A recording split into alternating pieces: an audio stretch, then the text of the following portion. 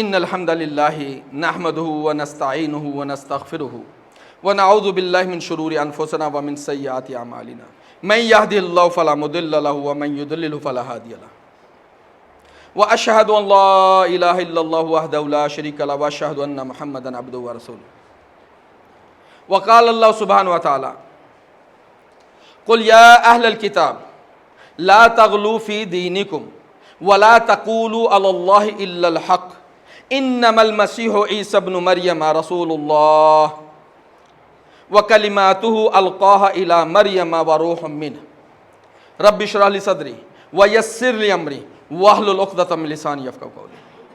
پیارے دوستو، بھائیو، اللہ سبحانہ و تعالی ہم سے کہہ رہے ہیں کہ اہل الکتاب جن کے پاس کتاب آئی ہے ان کو کہو لا تغلو فی دینکم، اپنے دین میں حد سے آگے نہ جائیں بغیر کسی شبہ کے۔ انما المسیح عیسی ابن مریم رسول اللہ، عیسیٰ علیہ السلام اللہ کے رسول ہیں، اللہ کے رسول ہیں۔ وکلماتہ، اور اللہ کا کلام ہے، اللہ کا کلمہ ہے۔ القاها الی مریم، جو کہ اللہ سبحانہ و تعالیٰ نے وحی کے ذریعے بھیجا مریم علیہ السلام کی طرف۔ وروح منہ، اور روح ہیں اللہ کی طرف سے۔ یہ روح کیا ہے؟ جب تک سمجھ میں نہیں آئے گی بات سمجھ میں نہیں آئے گی۔ روح کا مطلب سورہ اسراء بنی اسرائیل سورت نمبر 17 آیت نمبر 85، یسألونک عن الروح، تم سے پوچھتے ہیں روح کے متعلق۔ قل الروح من امر ربی، کہو کہ روح اللہ کے حکموں میں سے ایک حکم ہے۔ جس کو بات سمجھ میں نہیں آئی اللہ دوبارہ اس بات کو اچھے طریقے سے واضح کرتے ہیں۔ سورہ شورى، سورہ شعراء سورہ نمبر 42 آیت نمبر 52، اللہ سبحانہ تعالیٰ کہتے ہیں وَكَذَلِكَ أَوْحَيْنَا إِلَيْكَ رُوحًا مِّنْ أَمْرِنَا، ہم نے ایسے ہی تمہاری طرف ایک حکم بھیجا میرے حکم میں سے، یعنی روح۔ روح کیا ہے؟ یہ اللہ کی وحی ہے، یہ اللہ کی وحی ہے، اور یہی وحی مریم علیہ السلام کی طرف بھی آئی۔ ما كنت تدری ما الکتاب ولا الایمان ولکن جعلناہ نورا نہدی بہ من نشاء من عبادنا۔ یہاں سے میں واضح ہوا کہ محمد صلی اللہ علیہ وسلم آپ تو اس سے پہلے نہیں جانتے تھے کہ کتاب کیا ہے اور ایمان کیا ہے۔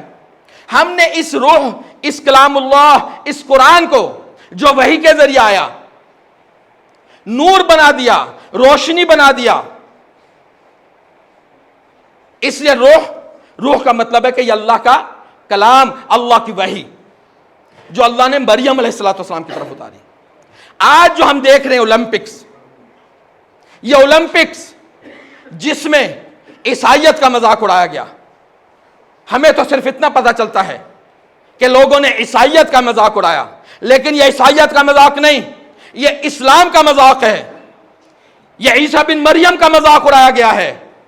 اور ہم مسلمانوں کا ایمان مکمل ہی نہیں ہوتا اگر ہمارے ایمان کا جز عیسیٰ بن مریم نہ ہو۔ ہمارا جو کلمہ ہے جو ہم اس وقت لوگوں کو پڑھاتے ہیں جب کوئی اسلام میں داخل ہوتا ہے، لیکن جو کلمہ محمد رسول اللہ صلی اللہ علیہ وسلم نے سکھایا، جس میں ہمیں اتنی بڑی بشارت دی کہ جو یہ کلمہ کہہ دے گا، جو یہ شہادت دے دے گا، پھر وہ جنت کے کسی بھی دروازے سے اپنی مرضی سے داخل ہوگا، اس نے کوئی بھی عمل کیا ہو بس شرک نہ کیا ہو۔ حدیث ہمیں ملتی ہے صحیح بخاری میں، عن عبادہ رضی اللہ تعالیٰ عنہ قال قال رسول اللہ صلی اللہ علیہ وسلم من شہد ان لا الہ الا اللہ وان لا الہ الا اللہ وحدہ لا شریک لہ، جو یہ گواہی دے کہ اللہ کے علاوہ کوئی معبود نہیں، لا شریک لہ، اور اس کا کوئی شریک نہیں، وَأَنَّ مُحَمَّدًا عَبْدُهُ وَرَسُولُهُ، اور یہ کہ محمد صلی اللہ علیہ وسلم یہ اللہ کے بندے اور اللہ کے رسول ہیں۔ وَأَنَّ عِيسَى عبد اللہ وَكَلِمَاتُهُ أَلْقَاهَا إِلَى مَرْيَمَ وَرُوحٌ مِّنْهُ، اور وہ یہ گواہی دے کہ عیسیٰ علیہ السلام اللہ کا بندہ، اللہ کا رسول، اللہ کا کلمہ جو اللہ نے بھیجا مریم علیہ السلام کی طرف، وروح منہ، اور ان کے حکموں میں سے ایک حکم، اللہ کے حکموں میں سے ایک حکم، اور یہ بھی کہے، یہ بھی مانے الجنت حق والنار حق، اور اس بات کو مانے کہ جنت حق ہے اور دوزخ حق ہے. ادخلہ اللہ الجنت، اللہ اس کو داخل کرے گا جنت میں. ما کان من العمل، اس کا عمل کوئی بھی ہو. ایک اور روایت میں آتا ہے کہ وہ 8 جو دروازے جنت کے، جس میں سے چاہے گا اس میں سے داخل ہوگا. جب اتنی بڑی بشارت دے دی محمد رسول اللہ صلی اللہ علیہ وسلم نے، اور اس حدیث میں ہمیں یہ بھی پتہ چل گیا، قرآن کی آیت میں یہ بھی پتہ چل گیا کہ عیسیٰ بن مریم علیہ السلام، ان کا کیا امپورٹنس ہے ہماری زندگی کے اندر، کیا امپورٹنس ہے ہماری زندگی کے اندر. ہمارا ایمان مکمل ہی نہیں ہوتا.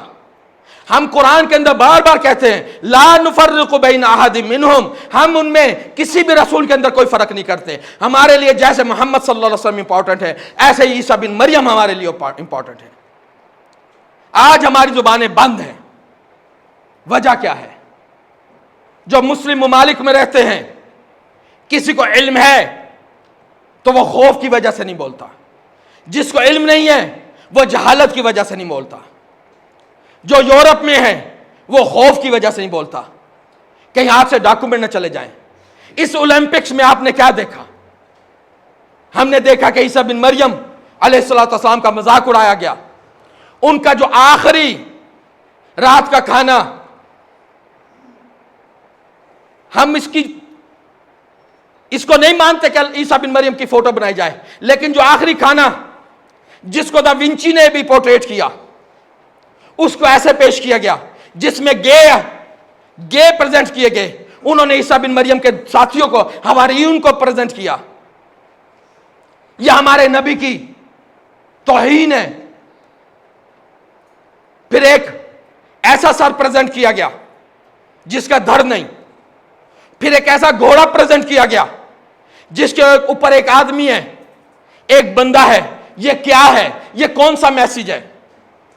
یہ میسج آپ کو ملتا ہے بائبل کی آخری کتاب میں، ریولیشن میں، اس کا باب 6 اور ورس نمبر 8. پھر میرے سامنے ایک گھوڑا آیا. اس گھوڑے کے اوپر جو شخص سوار تھا اس کا نام موت تھا، اس کے ساتھ جہنم تھی. اس کو چوتھا حصہ جو زمین کا ہے اس کی طاقت دی گئی، اور اس کو یہ طاقت دی گئی کہ لوگوں کو مارے ایک تلوار سے اور بھوک سے، ان کو رون ڈالے. تو کون سا سین آتا ہے ہمارے سامنے؟ وہ سین یہ آتا ہے جو کچھ غزہ میں ہو رہا ہے، جو کچھ فلسطین میں ہو رہا ہے. میسج بہت صاف ہے، بہت کلیئر ہے. یہ لوگ آئیں گے کیونکہ ان کی طرف سے ڈکلیریشن ہے کہ ہم نے جارڈن کو فتح کرنا ہے. ہماری چھتری کے نیچے لبنان آئے گا، مصر ہوگا، ہم مکہ تک جائیں گے. ہاں یہ جائیں گے مکہ تک. میرے نبی نے ہمیں ہر ایک بات کھول کھول کے بتائی. حدیث ہمیں ملتی ہے صحیح البخاری میں. اس حدیث سے ہماری آنکھوں سے اگر پردے نہیں اٹھیں گے، ہم اپنی نیتوں کو صحیح نہیں کریں گے، اپنی زبانوں کو نہیں کھولیں گے، پھر ہمیں جہنم سے کوئی نہیں بچائے گا. خاموش رہنا، غلامی کی زندگی قبول کرنا. جس نے اللہ کی غلامی کی وہ آزاد ہے، اس کو کسی کی غلامی کے اندر جانے کی ضرورت نہیں. اور جو کسی دوسرے کی غلامی لیتا ہے تو وہ اللہ کی غلامی سے آزاد. وَإِن يَخْذُلْكُمُ اللَّهُ فَمَن يَنصُرُ مِن بَعْدِهِ، اور اگر اللہ تمہیں چھوڑ دے تو اس کے بعد کون تمہاری مدد کرے گا؟ لیکن اس سے پہلے والا حصہ، ان ينصركم اللہ فلا غالب لكم، اگر اللہ تمہاری مدد کرے پھر تم پر کوئی غالب نہیں آ سکتا. وَإِن يَخْذُلْكُمْ فَمَنْ ذَا الَّذِي يَنصُرُكُم مِّن بَعْدِهِ، اور اگر وہ تمہیں چھوڑ دے تو اس کے بعد کون تمہاری مدد کرے گا؟ Se Allah vi aiuta, nessuno può combattere contro di voi. Se Allah vi lascia, chi è dopo di Allah che viene aiutare a voi? اس لیے اپنی نیتوں کا صحیح کریں. نیت کا بلبوتے کے اوپر ہم قیامت کے دن اٹھائے جائیں گے. میرے نبی نے کہا، حدیث ہمیں ملتی ہے صحیح بخاری میں، عن عائشہ صدیقہ رضی اللہ تعالی عنہ قالت قال رسول اللہ صلی اللہ علیہ وسلم یغزو جیش الکعبہ تھا، ایک گروہ حملہ کرے گا کعبہ کے اوپر، فَإِذَا كَانُوا بِبَيْدَاءَ مِنَ الْأَرْضِ، جب وہ بیدہ کے مقام پر پہنچیں گے، یُخْسَفُوا بِأَوَّلِهِمْ وَآخِرِهِمْ، تو دھسا دیا جائیں گے ان کے جو آگے ہوں گے جو پیچھے والے ہوں گے۔ قالت قلت، امن عائشہ صدیقہ رضی اللہ عنہ کہتی ہیں کہ میں نے پوچھا یا رسول اللہ فَكَيْفَ يُخْسَفُ بِأَوَّلِهِمْ وَآخِرِهِمْ وَفِيهِمْ أَسْوَاقُهُمْ وَمَنْ لَيْسَ مِنْهُمْ، اور ان میں ان کی بازار بھی ہیں اور وہ لوگ بھی ہیں جن کا ان کے ساتھ کوئی تعلق نہیں ہوگا۔ قال رسول اللہ صلی اللہ علیہ وسلم یخسف بأولہم وآخرہم، سب دھسا دیے جائیں گے، پہلے والے بھی اور آخر والے بھی، یعنی جو دکانیں ہوں گی، بازار ہوں گے جن کا ان سے تعلق ہوگا یعنی ہوگا، سب کو دھسا دیا جائے گا۔ ثم یبعثون علی نیاتہم، پھر ان کو اٹھایا جائے گی ان کی نیتوں کے اوپر، ان کی کیا نیت تھی اس وقت، ان کی کیا نیت تھی اس کے وقت۔ اس لیے اپنی نیتوں کو صحیح کر لیں، اپنے عقیدے کو صحیح کر لیں، ظلم سے دور کریں اور اپنی نیتوں کو، اپنے عقیدوں کو ظلم کے خلاف بنائیں، اللہ کی غلامی قبول کریں، اللہ کی غلامی قبول کریں اور اللہ سے دعا کریں، ربنا لا تزغ قلوبنا بعد اذ ہدیتنا وہب لنا من لدنک رحمہ انک انت الوہاب۔ اقول قولی ھذا واستغفر لی ولکم۔